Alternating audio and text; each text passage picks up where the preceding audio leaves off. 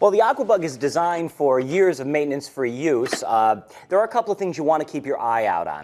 Now, that's going to be important just to keep her operating on her best. And I'm going to show you a few of what are called the wear parts. Now, these parts actually come in contact with the bottom of the pool.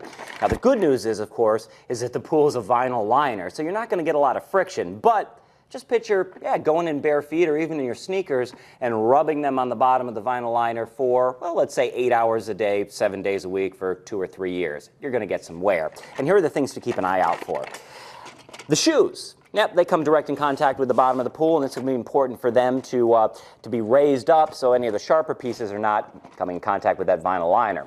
You don't want anything sharp doing that. Then also, you've got the flaps right here. These must be kept in good repair, because if not, well, then you're going to break your suction line, and then you'll only start to suck directly underneath the hole. The other are the wings. Again, to create that full suction pattern, you want to make sure these are in good repair. Now, if you look very closely, you're going to find that, there's a wear mark right there. So, when you're in the pool, just make sure that there's some good resilience and that the shoes are in good shape, that the flaps haven't hit past their wear mark, and that the wings, rather, haven't hit past their wear mark, and that the flaps are complete to create your suction grid.